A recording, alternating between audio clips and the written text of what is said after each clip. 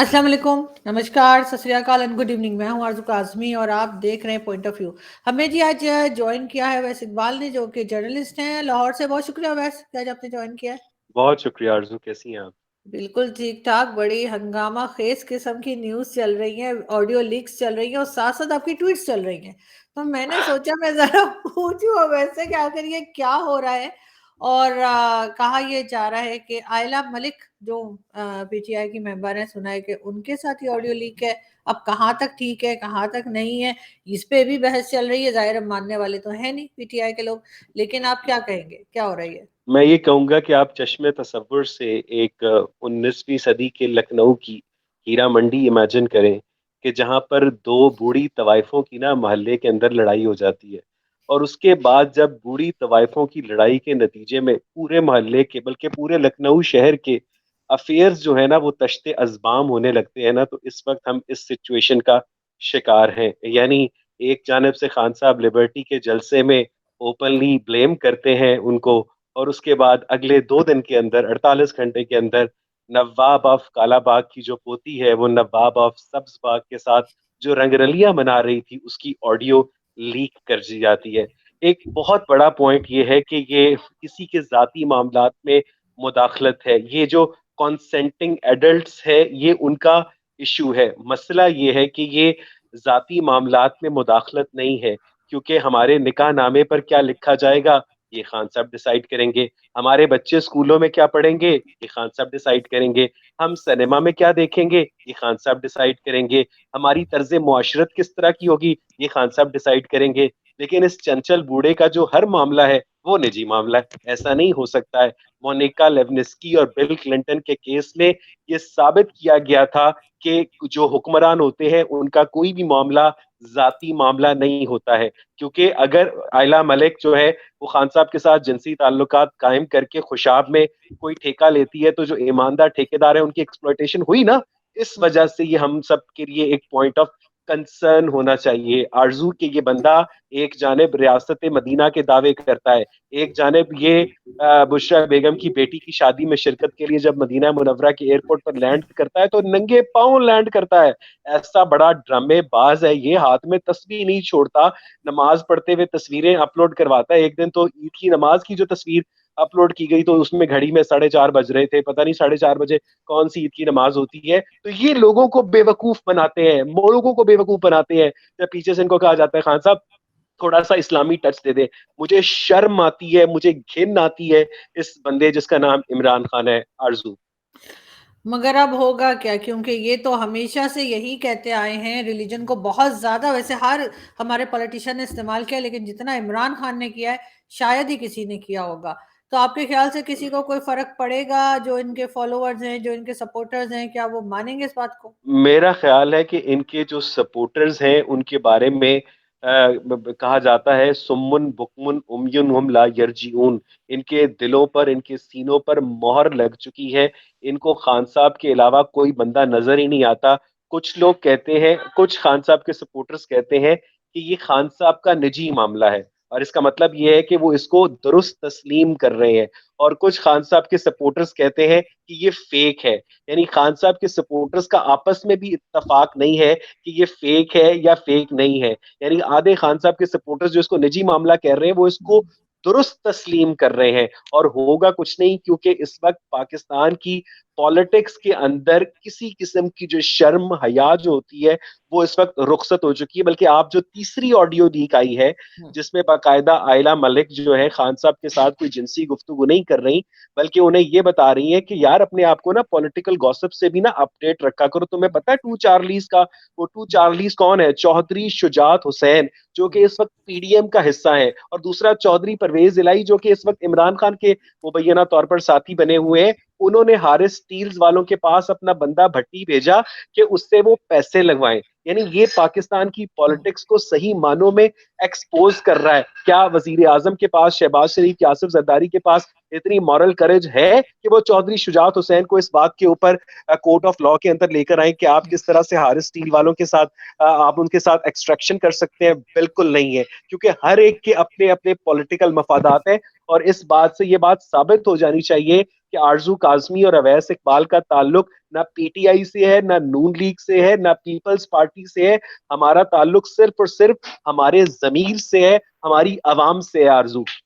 बिल्कुल आप ठीक कह रहे हैं, लेकिन जैसे कि हमारी कोशिश होती है कि अगर कोई भी तरफ से कुछ गलत किया जा रहा है जो हमें लगता है तो हम उस पर जरूर बात करें, चाहे वो किसी भी पार्टी से हो, चाहे पीटीआई हो, चाहे पीपल्स पार्टी हो।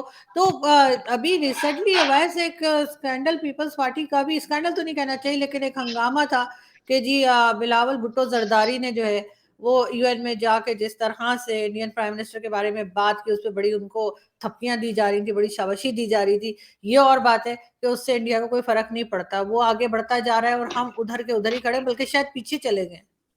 आरजू काजमी जो वजीर खारजा होता है ना, वो एक डिप्लोमेट होता है। ठीक है, ये तो करियर डिप्लोमेट भी नहीं है, क्योंकि जितनी इनकी उम्र है उतना इंडियन वजीर खारजा का तजुर्बा है। और वजीर खारजा दरवाजे बंद नहीं करता होता, दरवाजे खोलता होता है। ठीक है, तो बिलावल भुट्टो साहब जो है इस वक्त अगर इस्टेब्लिशमेंट की जबान को टो करते हुए पाक भारत हॉस्टैलिटी को हवा दे रहे हैं, तो इसका मतलब यह है कि वो बहुत ही ज्यादा बचगानापन नहीं कर रहे हैं, वो मुस्तकबिल में अपनी वजीर आजम की सीट पक्की कर रहे हैं। क्योंकि इंडिया की जो दुश्मनी है वो पाकिस्तान के अंदर पॉलिटिक्स की बैकबोन है, वो इस्टेब्लिशमेंट के बजट की जामिन है। और इसीलिए ऐसा कोई भी पॉलिटिशियन जो पाकिस्तान और इंडिया के दरमियान नॉर्मलाइजेशन ऑफ रिलेशंस की बात करेगा, उसको गद्दार करार दिया जाएगा। आज अगर आप इंडिया के साथ ट्रेड का आगाज करते हैं तो ये खिता खुशहाल हो जाएगा। कायद आजम मोहम्मद अली जिना, जो कि बानिए पाकिस्तान थे, उन्होंने जब गांधी जी ने पाकिस्तान के हिस्से के लिए व्रत रखा हुआ था तो उनको नथुराम गॉडसे ने गोली मारकर कत्ल कर दिया था। तो कायद आजम मोहम्मद अली जिना ने न सिर्फ पाकिस्तान का सरकारी परचम सरनिगू किया था, बल्कि पाकिस्तान में 3 दिन की सरकारी तातील का ऐलान किया था। तो फिर आप हमें कुछ कहने से पहले आप कायद आजम मोहम्मद अली जिना को बाबाए कौम के ओहदे से सुपरदोश कर दीजिए, और उसके बाद पाकिस्तान के करेंसी नोटों के ऊपर बिलावल जिंदाबाद की तस्वीर आवेजा कर दीजिए आरजू।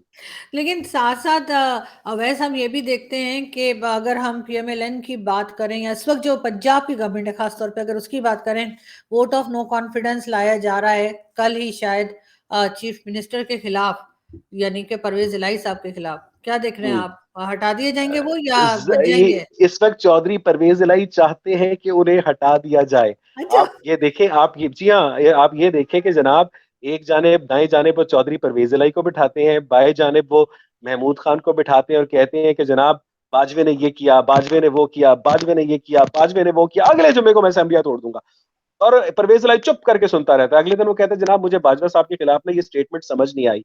इसका मतलब ये है कि चौधरी परवेज इलाही जो है, उनके जिनके बारे में खुद खान साहब ने कहा कि वो इस्टेब्लिशमेंट के दबाव में आ जाते हैं, वो इस्टेब्लिशमेंट के दबाव में आ चुके हैं। और चूंकि पीडीएम इस वक्त नेचुरली एक इस्टेब्लिशमेंट की एलाई बनी हुई है, हम्म। इसीलिए जनाब पीपल्स पार्टी ने यह ऐलान भी कर दिया है कि हम अपने वजीर खारजा का नाम जो, सॉरी, वजीर आला पंजाब का नाम जो है वो जल्द अनाउंस कर देंगे। तो खान साहब केपी असेंबली और पंजाब असेंबली तहलील करें ना करें, कम अज कम इन दोनों असेंबलियों को जलील जरूर कर रहे हैं। और वो चीफ मिनिस्टर साहब तो वैसे ही हट जाएंगे जिनको इतने हंगामे के बाद लाया गया था, एक तमाशा लगा हुआ था सही जब बात है, हमजा ये शरीफ थे। इन्होंने म्यूजिकल चेयर बनी हुई है। कोई आप खान साहब की ऑडियो सुने, जो उनकी आयला मलिक के साथ ऑडियो है, हम्म। और आप मुझे ये बताएं कि ये लोग पाकिस्तान के इक्तदार के अंदर कोई रेलेवेंट, कोई मेच्योर किस्म के पॉलिटिशियंस है? यानी पाकिस्तान के अंदर इन्फ्लेशन की आग लगी हो, पाकिस्तान के अंदर दहशतगर्दी की आग लगी हो, और एक जो अपने आप को खुद साख्ता रियासत मदीना का खलीफा बनाकर बैठा हुआ है, वो आयला मलिक से किस तरह की जिनसी गलीज गुफ्तगू कर रहा है। ठीक है, यानी हम अगर क्या कहते हैं इस तरह से अपने किसी पार्टनर के साथ हो, तो हम भी वो गुफ्तगू नहीं कर सकते जो ये 70 साल का चंचल बुड्ढा जो है ये उनके साथ करने में लगा हुआ है। और आप कैसे इमेजिन कर सकती हैं कि ये लोग पाकिस्तान की पॉलिटिक्स के साथ कुछ भी अच्छा कर सकते हैं? और एक बात आप कैटेगोरिकली मेरी लिख लें कि जिस खातून का नाम आयला मलिक है, उसी खातून का नाम 1986 में ताहिरा सैयद भी था आरजू। बिल्कुल आप ठीक कह रहे हैं, लेकिन साथ साथ ये भी है कि वाकई में वो ऑडियो लीक्स जो है वो इतनी एम्बैरेसिंग है कि मैं किसी को फॉरवर्ड ही नहीं कर पाई, कि जैसे होता है ना अपने किसी आप कुलीग को फॉरवर्ड जी करते हाँ। हैं या जी फ्रेंड हाँ। को, तो मैं सोच के बैठ गई कि क्या सोचेंगे वो लोग कि इसमें किस किस्म की बात हो रही है। लेकिन हमारे बहुत से मीडिया पर्सन्स, जिनका मैं नाम नहीं लूंगी, वो कह रहे हैं कि जी ये तो फेक है, खान साहब की आवाज ही नहीं है, ये तो आवाज किसी और सही की, बात जबकि है, कोई सही बात। बच्चा भी बता एक सकता है सेकेंड, कि वो खान साहब है। आप यानी आप अंदाजा लगाएं कि जीनत अमान जो है झूठ बोल रही है, सीता वाइट जो है झूठ बोल रही है, आयशा गुलालाई झूठ बोल रही है, हाँ। आयला मलिक झूठ बोल रही है, खान साहब की जो बाकी वक्ती गर्लफ्रेंड्स थी वो सारी झूठ बोल रही हैं, और अगर कोई सच बोल रहा है तो वो सिर्फ और सिर्फ खान साहब बोल रहे हैं। उस ऑडियो के अंदर खान साहब का लहजा, उनके स्लैंग्स, उनकी सिस्कियां, उनकी आवाजें, पाकिस्तानी कौम जो उनकी आवाज को सुनती आई है पिछले 30-40 साल से, आपका बच्चा बच्चा बता सकता है कि वो ऑडियो 100 नहीं 200% असली है। अगर किसी ने नकली ऑडियो बनानी है तो मैं आज आपके प्रोग्राम से चैलेंज, आपका मैं बहुत एहतराम करता हूँ ना एज अ कोलीग, मैं लेकिन लोगों को सिर्फ और सिर्फ उनकी आंखें खोलने के लिए कि वो अवैस इकबाल और आरजू काजमी की फजूल ऑडियो जो है आर्टिफिशियली बनाकर दिखाएं। अगर वो बनाने में कामयाब हो जाते हैं तो मैं ये मान लूंगा कि ये ऑडियो भी नकली है, अदरवाइज ये ऑडियो 100% असली है। आरजू। बिल्कुल सही। लेकिन एक ऐसा आदमी जो हमेशा रियासत मदीना की बात करता रहा, जिनका कहना था कि औरतों के ड्रेस ऐसे नहीं होने चाहिए कि वो जी हाँ, प्रोवोक जी कर हाँ, रही हो, लोगों के जी हाँ। यानी कपड़ों तक पे। लेकिन इमरान खान का नाम कई बार उनके मेल कोलीग्स के साथ भी आया, फीमेल कोलीग्स के साथ भी आया। रेहाम और खान की किताब देख लेना, रेहाम खान की बिल्कुल किताब देख लें। रेहाम खान की किताबें से यहाँ नहीं मिल रही, इस्लामाबाद में, मैं आपको ये भी बता दूं। वैसे तो लाहौर में मुझे पिछले दिनों मैं गया हुआ था उधर रेस कोर्स में ना, वो बुक फेयर लगा हुआ था पीएचए वालों का, तो उसमें मिल रही थी, मैंने अच्छा, देखी थी। यहाँ पे नहीं थी, मैंने ढूंढी, काफी नहीं मिली। खैर कोई बात नहीं, कहीं और से मैं ले आऊंगी। लेकिन ये है कि अच्छा। अब यही रह गया कि खान साहब का नाम वो बकरियों वगैरह के साथ आ जाए, बाकी तो सभी के साथ आ चुका है।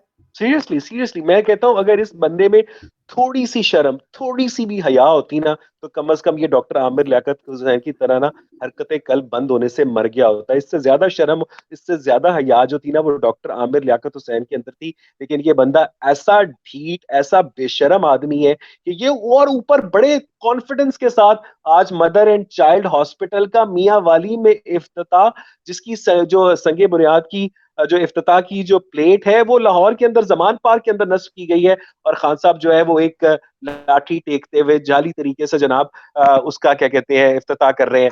अगर आप वो ऑडियो लीक सुने आयला मलिक के साथ, उसमें आयला मलिक को ये कहता है, आयला मलिक कहती है आर यू फ्री टुमारो, तो कहता है वो मेरे बच्ची आ रहे हैं परसों, मैं देखता हूँ, कोशिश करता हूँ उनका अराइवल किसी तरह से डिले हो जाए। यानी ये बंदा, इसके जो बच्चे हैं वो इसकी अयादत करने आ रहे हैं, और ये लोगों को बता रहा है कि मुझे प्लस्तर चढ़ा हुआ है, और ये बंदा उसके ऊपर चढ़ा हुआ है। यानी आप अंदाजा करें कि किस तरह से ये लोगों को बेवकूफ बनाता है, लोगों को अहमक बनाता है। इस बंदे ने पाकिस्तान की जो मॉरल वैल्यूज है, इस बंदे ने पाकिस्तान के अंदर जो एक एथिकल बैकग्राउंड है, उसको उसको हवा में उड़ा के रख दिया है। आरजू। अच्छा, अब वैसे अगर हम ये बात करते हैं, अगर हम क्रिटिसाइज करते हैं, जो कि मतलब हमें एज अ जर्नलिस्ट करना भी चाहिए, और तो लोग कहते हैं जी आप तो इमरान खान के बड़े खिलाफ हो गई हैं, आप तो इमरान खान के उन्हें पीछे कहे, क्यों पड़ गए। उन्हें कहे कि जब आपने, आपको याद है खान साहब जो वो जो बीच के किनारे क्या कहते हैं एक अंग्रेज खातून के साथ जो कि स्विम सूट के अंदर थी, उसमें दौड़ भाग रहे हैं और पीछे एक वॉइस ओवर चल रहा है कि हाँ। तुम में से अगर कोई गधा भी मगरिब में चला जाए तो वो जेबरा नहीं बन जाता। ठीक है, खान साहब ने अपनी जिंदगी ना सिर्फ प्ले बॉय की तरह गुजारी है, बल्कि खान साहब अपनी जो आखिरी जिंदगी है वो प्ले बॉय की तरह बसर भी कर रहे हैं। मैं पूरे पाकिस्तान को, पूरी पीटीआई को चैलेंज करता हूं कि ये मुझे ऑन एयर नमाज सुना दें आके, ये मुझे सूरह फातिहा सुना दें आके, सूरह अहद सुना दें आके, तो मैं अपना सारा इल्जाम इनसे वापस नहीं लूंगा। इस बंदे को खातिमुन नबीयीन प्रोनाउंस नहीं करना आता जब ये हेल्प उठा रहा था, और लोगों को ये भाषण देता है रियासत मदीना के।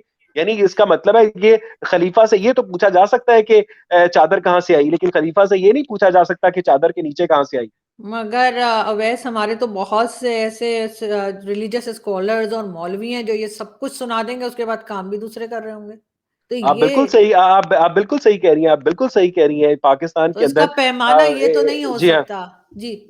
आप बिल्कुल सही कह रही है। पाकिस्तान के अंदर बड़े बड़े जो मजहबी आलम है उनके बड़े बड़े स्कैंडल्स ब्रेक हो चुके हैं, जिसके लिए जहीर बाबर की एक बड़ी मशहूर किताब है पार्लियामेंट से बाजारे हुस्न तक, जिसके हम्म। 2 वॉल्यूम्स रिलीज हुए। एक जमाने में हर रेलवे स्टेशन के ऊपर बेस्ट सेलर हुआ करती थी, ठीक है, गॉसिप भी थी, हम्म। लेकिन आज तक किसी पॉलिटिशियन ने जहीर बाबर को कोर्ट ऑफ लॉ में लाकर पर सू नहीं किया। आरजू। बिल्कुल, इसलिए लेकिन बहरहाल मेरा ख़्याल है कि वो प्राइम मिनिस्टर भी रह चुके हैं और एक प्रोमिनेंट फ़िगर हैं। उस लिहाज़ से तो उनको थोड़ा बहुत अपना ख़्याल रखना चाहिए कि इस किस्म की हरकतें, लेकिन मुझे हैरत है, वो बुशरा बीबी कहाँ थी ज सब कुछ जब हो रहा था तो? ज़ाहिर है बुशरा बीबी जो है वो खुद क्या कहते हैं अपनी जो तोशाखाना से चीज़ें मँगवा रही हैं, वो जो गोगी के ज़रिए पाकिस्तान के अंदर ट्रांसफ़र पोस्टिंग्स कर रही हैं, तो इसका मतलब ये है कि वो माल बना रही थी और खान साहब जो है लम्हे बना रहे थे। तो अब इससे कोई फ़र्क पड़ेगा? कोई किसी सवाल ही नहीं किस्म का पैदा था। एक केस भी एक उनका एक चल रहा बात है। एक बात तय है, आरज़ू काज़मी इन ऑडियो लीक्स का मतलब ये है कि for establishment Imran Khan is done, for हाँ, establishment Imran Khan is no more, हाँ। Imran Khan has no political future और ये बात इमरान खान को नविश्ता-ए-दीवार की तरह पढ़ लेनी चाहिए। बल्कि बहुत से लोग तो ये भी कह रहे हैं कि इसका मतलब है जो खान साहब कहते हैं कि मुझे तो पता ही नहीं था कब ये फैसला हुआ, कब वो फैसला हुआ, या मैं तो कुछ कर ही नहीं रहा था, जी मेरे हाँ, वो पास तब ये इख्तियार कर नहीं रहे थे, होते थे, वो तब वो तब ये यही कर कर रहे रहे होते होते, थे। जी बिल्कुल, हाँ, तो मैं यही कहने एग्ज़ैक्टली। वाली थी, तब वो ये कर रहे होंगे। जी हाँ। लेकिन साथ ही लास्ट में ये पूछना चाहूँगी, उनकी बेटी के लिए भी जो है एक केस चल रहा है और अदालत में है, जो कहा जा रहा है कि इन्होंने छुपाया, बताया आप नहीं, आप उससे यकीन कुछ करें, होगा? मैं जब जून 2019 में लॉस एंजलिस गया, तो मैं बिग बस पर बैठा तो मैं सिट्रस सिनाई मेडिकल सेंटर के आगे से गुजरा और ये वो मेडिकल सेंटर है जहां पर टेरियान सीता वाइट या टेरियान जेड वाइट पैदा हुई थी। 97 में लॉस एंजलिस की फर्स्ट कोर्ट ने इमरान खान को टेरियान का बायोलॉजिकल बाप करार दिया था। हुँ। जो बंदा जिसमें इतनी मॉरल करेज नहीं है कि वो अपनी बेटी को तस्लीम कर सके, तो वो बंदा पाकिस्तान चला सकता है। अगर इसकी बेटी इसके साथ रहती होती तो कम से कम मुझे लगता है कि इसमें इतनी हया होती कि वो इस तरह की हरकतें ना करता। आरजू। बिल्कुल, इतनी इंसानियत होनी चाहिए, लेकिन अफ़सोस की बात ये है कि पाकिस्तान की जो हालत होती जा रही है और अभी तक कोई ऐसा नज़र नहीं आ रहा, जो सँभाल सके। ना इकोनॉमी को, ना किसी चीज़ को, ये सब आपस में बस सिर्फ़ कुर्सी-कुर्सी खेल रहे हैं, इसके अलावा कुछ नहीं। क्या आई कहेंगे आप? टोटली एग्री, बिल्कुल आप ऐसा कह रही हैं कि इनको सिर्फ और सिर्फ इक्तदार का नशा है और ये लोग सिर्फ और सिर्फ इक्तदार की खातिर किसी भी प्राइस पर किसी भी लेवल पर जाकर गिरने को तैयार होंगे। आरजू। बहुत शुक्रिया वैसे कि आज आपने जॉइन किया। Thank you so thank you much. Aarzoo. Thank thank you you, Aarzoo. Thank you.